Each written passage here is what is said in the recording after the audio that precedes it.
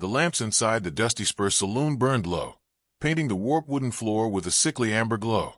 Outside, the wind dragged loose scent through the empty street of Red Hollow, whispering against the hitching posts like an old ghost still wandering home. It was 1883, and the town had long since stopped caring about glory or law. Folks drank not for celebration but survival, and the only sound that kept them company after sundown was the tired plink of piano keys played by a man who'd forgotten how to smile. Jed Harlan sat at the far end of the bar, nursing a half-poured whiskey like it was a prayer.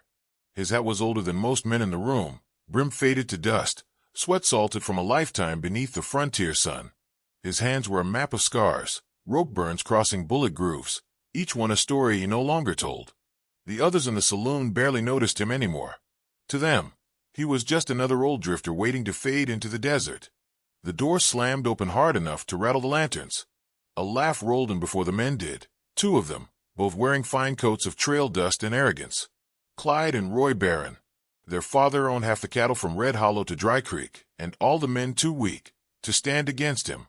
They were handsome in a spoiled way, faces untouched by real work, eyes too bright with liquor and cruelty. "Well, hell," Clyde barked, stomping his boots loud enough to make the pianist stop mid-note. "Ain't this a sad sight, a saloon full of ghosts and beggars?" Roy's grin split across his face like a knife slash, except this one still breathing. He jabbed a finger toward Jed. "Ain't you the old hand that used to ride for the Harlan outfit? Thought you'd be bones by now." Jed lifted his glass but said nothing. The whiskey trembled slightly in his hand. "Maybe he don't hear so good no more," Clyde said, swaggering closer. "Hey, old man, you forget how to talk or just too scared to?" The barkeep kept his eyes on the counter, polishing a glass that didn't need it. A few men in the corner shifted uncomfortably. The air thickened, that uneasy stillness before a lightning strike. Jed looked up finally, slow and steady. His voice was rough, sandpaper over stone. "Ain't scared, boy. Just don't waste words on pups still learning how to bark." Laughter broke out from one table, quickly strangled when Clyde's glare cut that way. Roy stepped forward, nostrils flaring. "You think you're better than us, old-timer?" Jed set his glass down with care. "No," he said quietly. "Just older." Clyde's grin turned mean. "Older, sure. Dumber, too. Look at you. Boots falling apart, head eaten by the sun. You look like something the buzzards turned down." Roy's voice slurred as he shoved Jed's shoulder. "You even got enough coin for that whiskey, huh?" Jed didn't move. The shove was light, but the insult was heavier than lead. His fingers twitched once, then steadied on the bar. He had known 1,000 nights like this, when pride begged for blood, and wisdom begged for silence. Clyde snatched Jed's glass and poured it onto the floorboards.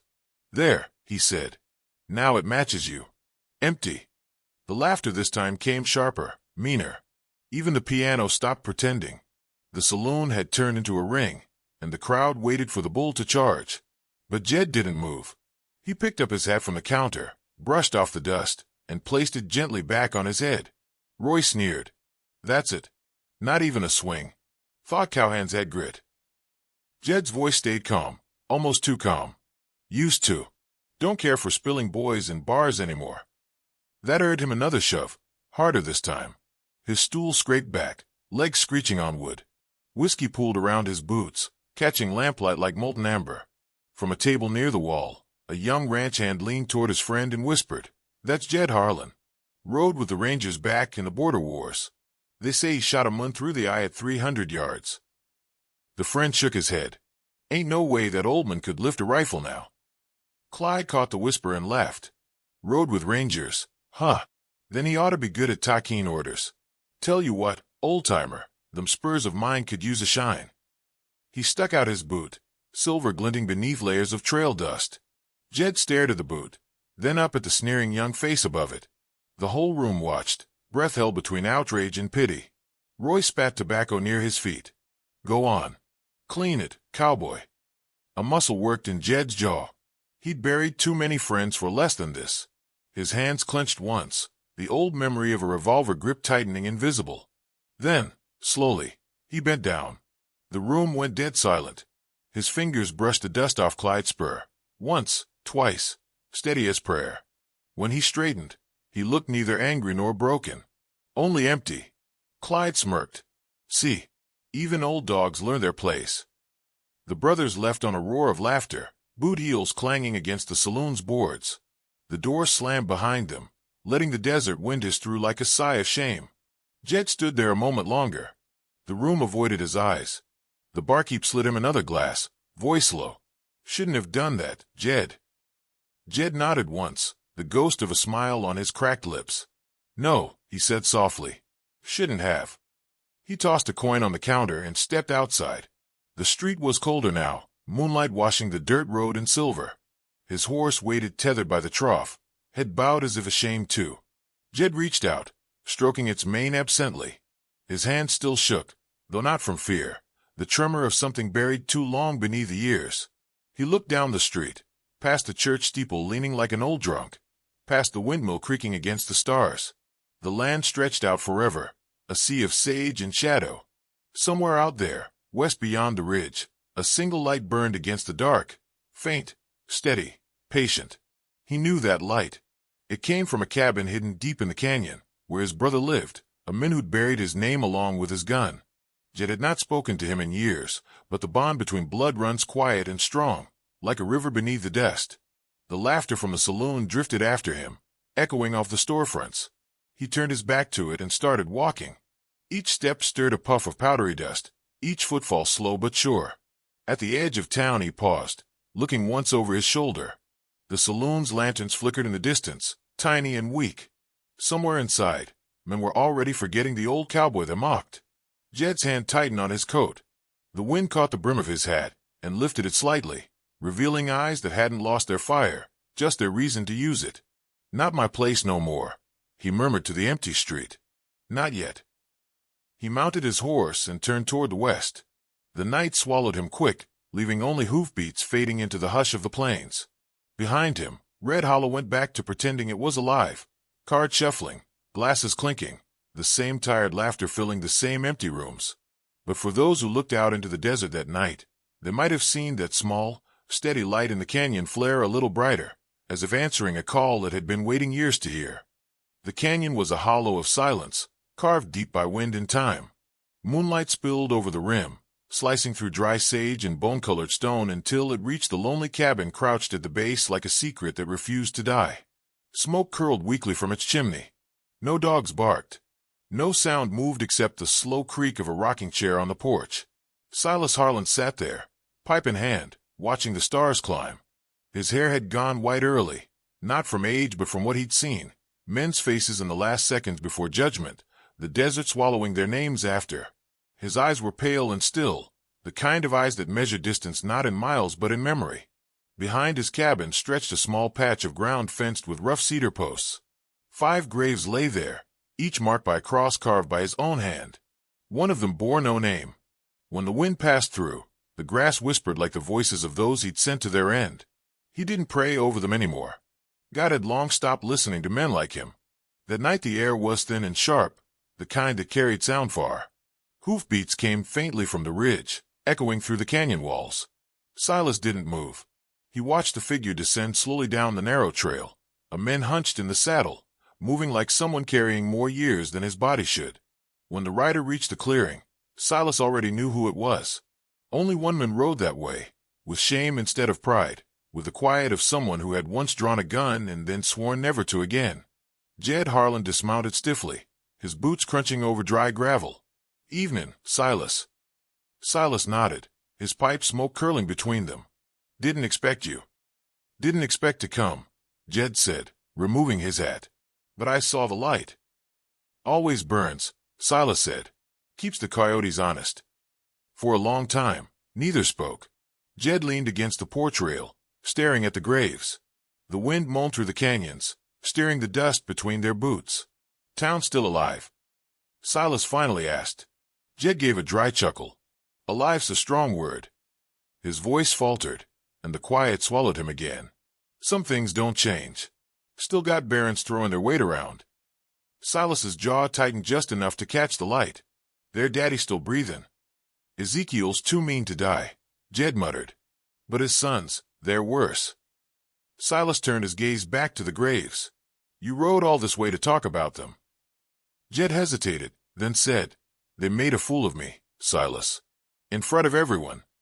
His brother's voice didn't rise, didn't break, but the shame in it was heavier than any gun belt. Silas could hear the clink of spilled whiskey, the laughter that must have cut through Jed like barbed wire. He set the pipe aside. You throw a punch. No, Jed said. Didn't reckon it'd fix nothing. Probably wouldn't. I kept my peace. Jed went on. But it burned, Silas. It still burns. I ain't a skin for nothing. I had to talk to someone who remembers who we were. Silas's eyes stayed on the horizon. Who we were's the problem. Jed looked down at his scarred hands. You told me you buried that gun. Silas's answer came quiet and slow. Buried it. But I still know where. The moonlight carved deep shadows in his face. He rose from the chair, joints stiff but movements measured, precise. The kind of men who never wasted an inch of motion, even after years of stillness. Jed stepped in front of him. I ain't here for you to go riding back into town, Silas. It ain't worth the blood. Not mine, not yours. Silas studied him, that calm, steady look that always seemed to see too much. You think I'd do it for blood? I think you'd do it, 'cause you can't stand to see wrong left walking. A faint smile ghosted across Silas's mouth, though there was no humor in it. Wrong's got long legs. Can't chase every step it takes. The brothers fell silent again. Somewhere, a night bird cried and went quiet. Silas walked a few paces into the yard. He stopped at the nameless grave, fingers brushing the rough wood of the cross. The gesture was tender, almost reverent. Jed watched him, unsure what memory his brother was touching. Silas spoke without turning. Man under here was the last one they sent me after. Outlaw out of Tombstone. Took 3 days to catch him. He didn't beg. Didn't run. Just looked at me and said, You wear the black hat, or do I? I didn't answer. Just pulled the trigger. Wasn't till after I saw he'd dropped his gun. I still don't know if he meant to draw. Jed's throat tightened. That why you quit? That's why I stopped pretending I was the good one. The night pressed close around them. The canyon air smelled of dust and mesquite, heavy with the ghosts of old gunpowder. You think I like living out here alone? Silas said softly. Ain't peace. It's penance. Every man I put down visits when the wind blows hard enough. Jed's eyes filled with quiet sorrow. You were never a bad man, Silas. Bad don't always mean cruel, Silas replied. Sometimes it just means you got good aim when the law don't. He turned then, studying Jed's face, the years carved deep, the shame sitting behind his eyes. He saw the tremor in his brother's hand, the way pride and pain fought inside him. What did they take from you in that saloon? Silas asked. Jed looked away. Not much. Just what little I had left. Something in those words struck deep. Silas's jaw worked slowly. He didn't say another word, but something inside him shifted, a small, almost invisible crack in the stillness he'd built around himself. A flash of memory cut through his mind, the desert at dawn, years ago. The outlaw kneeling in the sand, eyes resigned. The click of a hammer. The smell of hot iron and death. He remembered how his own heart had stopped feeling long before his hands did. Now, hearing Jed's voice tremble with humiliation, that dead heart gave a slow, painful stir. He walked back toward the cabin. Stay here tonight, he said. I'll get the lamp. Jed followed him in. The cabin was simple, table, cot, shelf of old law books gone to dust. No pictures, no signs of a life beyond survival. Only one thing stood out, the wooden floor near the hearth, where the boards were darker, newer. As Jed sat by the cold stove, Silas knelt beside that spot and ran his fingers along the edge of the boards. You remember when Pa made us bury the family Bible after the fire? He asked. Jed frowned. Sure. You said it wasn't the Bible you buried. It wasn't. He pried up the board with a slow creak. Beneath it lay a small chest wrapped in oilcloth, edges worn smooth with time. Silas lifted it out, set it on the table, and unwrapped it. Inside lay a revolver. Black steel polished clean, oiled, waiting. It looked untouched by years, like time itself had been afraid to lay a hand on it. Jed's breath caught. You kept it. Silas looked at the gun the way a man might look at an old wound reopened. Didn't keep it, he said. It kept me. For a long moment, neither brother spoke. The lamp flame flickered against the cabin walls, throwing their shadows long and thin across the boards. Outside, The wind rose again, carrying the smell of dust and something distant. Maybe a storm, maybe reckoning. Jed stood slowly. Silas. But his brother was already staring past him, past the walls, past the years. The calm in his eyes had gone cold, like a river about to break its dam. Silas ran his thumb along the barrel once, then wrapped the gun back in its cloth and lowered it into the chest. The sound of it settling was soft but heavy, like the last word in a long-forgotten prayer. When he looked up again, his voice was barely above a whisper. You shouldn't have told me, Jed. Jed swallowed hard. I didn't ask you for nothing, Dot. I know. The floorboard slid back into place with a hollow thud. Silas stood, his face a mask of quiet resolve. Outside, the wind had changed. It came from the east now, from Red Hollow. And when it touched the graves behind the cabin, the grass bent low, as if bowing to something that was waking. The barren ranch stretched across the plains like a scar, endless fences cutting through golden dust, herds of cattle dark as storm clouds moving under the whip of hired men. Smoke from the branding fires rose into a sky already bruised with heat. Every post, every hoof, every acre was stamped with the same name, Barren, and those who worked the land knew the cost of keeping it. At the center of it all stood the mansion, a hulking wooden fortress that had once been a gunslinger's dream and was now an old man's kingdom. Inside, beneath mounted horns and fading portraits, Ezekiel Barron sat in a high back chair carved from walnut, staring into a fireplace that hadn't needed to burn for warmth in weeks. His face was carved from the same hard earth as the land itself, furrowed, weathered, and proud. His hands trembled slightly when he poured his whiskey, but his voice still carried the iron that had once made men step aside when he entered a room. His sons, Clyde and Roy, stood before him like boys caught at mischief. The smell of whiskey and smoke followed them in. You made fools of yourselves, Ezekiel said without looking up. Clyde sneered. We were just having fun. Fun, Ezekiel repeated, tasting the word like it soured his mouth. A man who mocks another in a saloon is already half a fool. And a man who does it in my name makes me the other half. Roy laughed under his breath. He was a nobody, Pa. Just an old drunk with no pride left. Ezekiel's eyes snapped up, pale blue and sharp as broken glass. No man's a nobody when you don't know what shadows walk behind him. Clyde rolled his eyes. You talk like the desert's full of ghosts. Ezekiel leaned forward, voice low. It is. I buried enough of them to know. For a moment, the room held its breath. The fire cracked, throwing light across the pistol mounted above the mantel, the gun that had made Ezekiel Barron a name whispered from Tombstone to Yuma. But the man himself had long since traded bullets for banknotes, and he intended to die rich, not righteous. He turned his gaze back to the flames.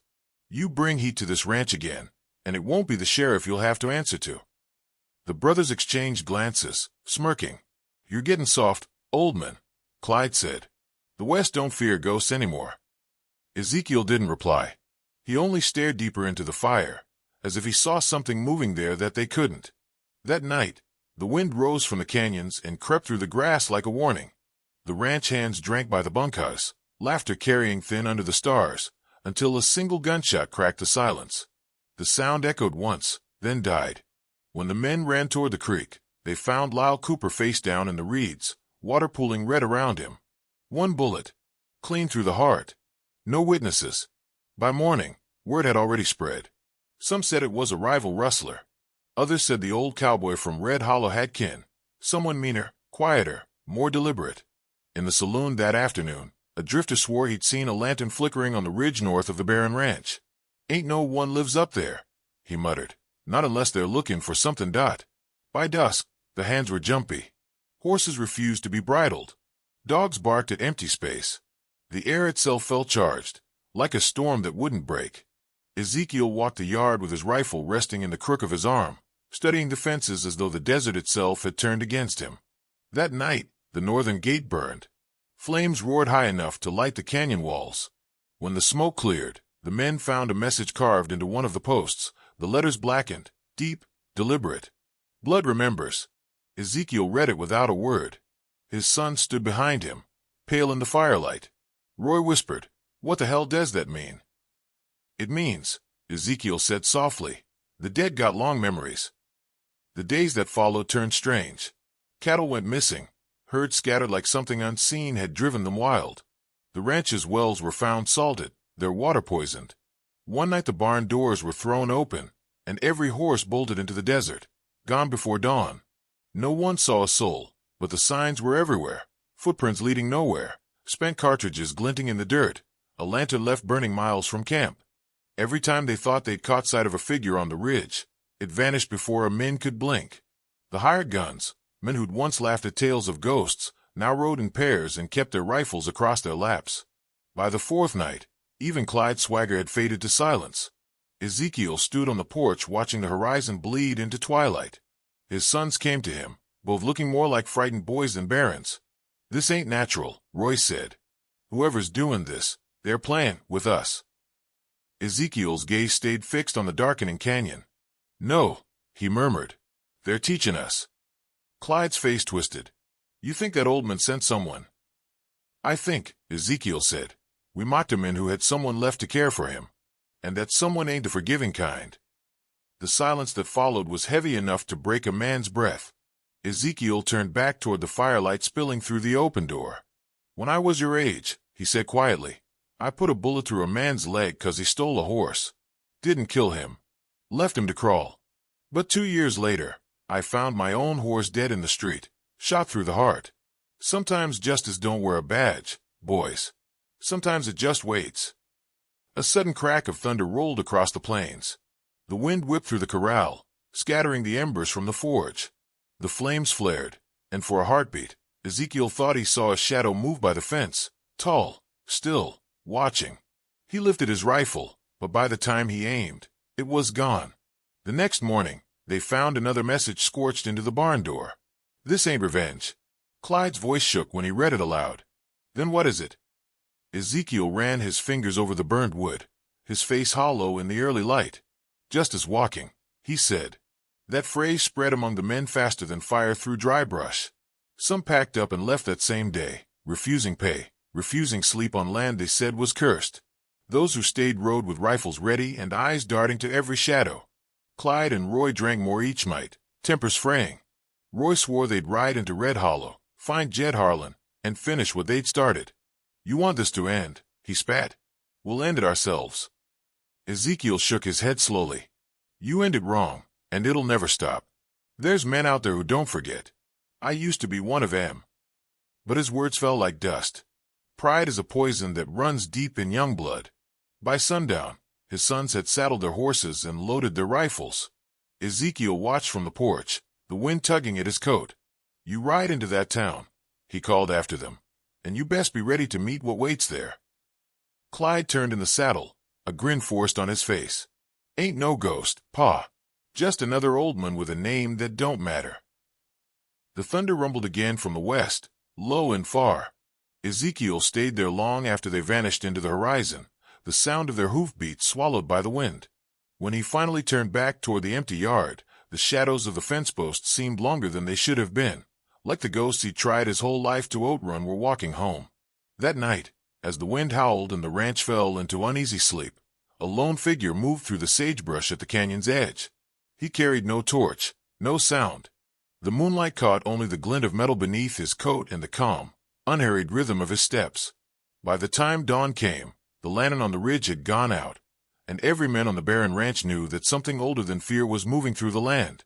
Rain came hard over Red Hollow that night, carried on a wind that howled like it had lost something long ago. The saloon lanterns swung wildly, their light spilling across mud and puddle, and thunder rolled through the canyons like the growl of an old god steering in his grave. The streets were empty except for one man sitting alone on the boardwalk, hat pulled low, coat dark with rain. Jed Harlan sat there with his hands folded, the brim of his head dripping steady onto the ground. The whiskey bottle beside him was full, untouched. He didn't drink anymore. Not tonight. His eyes were far off, not on the saloon or the street, but the memory of a canyon light burning against the dark, waiting for something he wished would never come.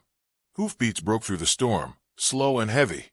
2 horses emerged from the veil of rain, their raiders hunched but sure. Clyde and Roy Barron. Even soaked to the bone, arrogance clung to them like perfume. Jed didn't move. He heard their boots hit the mud, the sound of spurs and storm mingling into something bitter. Clyde's voice came sharp through the rain.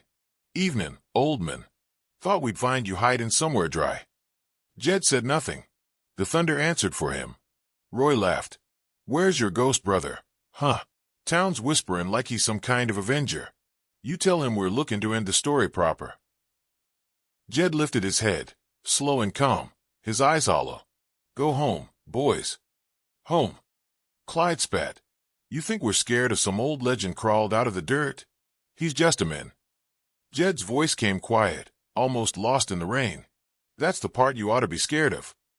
Roy started forward, hand on his gun belt. You tell us where he is, or...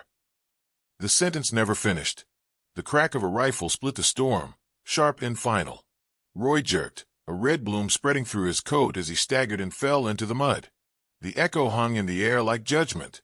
Clyde froze, eyes wide, rain streaking down his face. He turned toward the darkness beyond the stables, pistol half-drawn, breath ragged. Show yourself, he shouted. Another flash, not lightning this time. His gun flew from his hand, the bullet ripping through his shoulder. He went down screaming, clutching at blood and rain. The thunder rolled again, and out of the shadows, a figure stepped into the light. Silas Harlan moved like the storm had made him, coat heavy with rain, had brim shadowing his face, eyes calm as stone. He carried no anger, no noise, just the weight of something older than either of the brothers could understand. The townsfolk watched from their windows, curtains drawn back by trembling fingers. No one spoke. They all knew what they were seeing wasn't vengeance. It was history. Silas walked slow until he stood between Jed and the wounded Baron boy. His voice was even, steady as a church bell. You came looking. Now you found me. Clyde's breath came in shudders. You killed him. Silas looked down at the body in the mud. No. He killed himself the minute he forgot the worth of a man. Jed stood finally, eyes on his brother. Silas, he said softly, let it be done. But the night wasn't finished. The wind shifted, carrying a deeper rhythm, the sound of one more rider coming through the storm. Ezekiel Barron rode in alone, slicker glistening, rifle across his saddle. His horse stopped beside his fallen son's. He dismounted slow, boots sinking into the mud. For a moment, the only sound was the rain between them. He looked at Silas and nodded once, grim recognition passing like a shadow. Didn't think the stories were true, he said. But I should have known. You're your father's son, same as me. Silas said nothing. Ezekiel knelt beside Clyde, pressing a hand to the wound, but his eyes never left the men before him. You could have killed them both. Why didn't you? Because justice don't always bleed, Silas answered. Ezekiel rose slowly. The storm had eased to a steady drizzle, thunder rolling farther away now. The two men stood a few paces apart, both old, both tired, both carved from the same hardwood of the West that had shaped and scarred them. You came for me next? Ezekiel asked. I came for what's owed. Ezekiel gave a dry, weary chuckle. You think this place still owes anything? The West don't need men like us anymore. Silas's gaze didn't waver. Then let it remember what it cost to make men like us. The rain hissed between them. The world seemed to hold its breath. Ezekiel drew first, not fast, but steady, like a man who'd drawn too many times to miss. Silas didn't rush. His hand moved with the certainty of habit, not anger. Two shots rang out almost together. The echo died, and the world went still again. Ezekiel staggered, eyes clouding as the rifle slipped from his grip. He hit the mud with a sound too soft for a man his size. Silas stood unmoving, smoke curling from his revolver's barrel, rain washing the gunmetal clean. He holstered it slow, looking down at the fallen patriarch, not with triumph, not even pity, just a kind of quiet acceptance. Behind him, Jed approached, his boots sinking deep. He looked at the body, then at his brother. The years between them felt heavy as stone. What now? He asked. Silas turned his eyes toward the east, where the first thin line of dawn was breaking through the rain. Now, he said softly, we let the dust bury our names. Jed nodded, though his throat tightened around the words he wanted to say. He'd spent a lifetime trying to forget the violence that raised him, but now, standing beside his brother, he knew that peace and justice had always come from the same gun, only fired by different hearts. Silas untied his horse from the hitching post, the animal restless beneath the lingering thunder. He swung into the saddle, every movement deliberate, unharried. Around them, the townsfolk began to emerge, faces pale in the gray light. No one spoke. No one asked what had happened. They already knew. As Silas started to ride, Jed called out, "You'll be hunted for this." Silas paused. Ain't the first time. Their eyes met, two men who had both been broken by the same world and somehow still standing in it. "Take care of yourself, brother," Jed said. Silas gave a small nod. "You too." He touched his hat brim and turned his horse toward the desert. The sun was crawling up slow, painting the wet earth gold. His silhouette stretched long across the empty street, then faded into the mist. By noon, the story had already begun to spread. How the quiet executioner came down from the canyons, how thunder followed him, and how he left the Baron's name buried in mud and silence. And long after his tracks were gone, folks swore they could still see a lone rider cutting through the rain toward the horizon, where justice and legend ride the same trail, and only the dust remembers their names.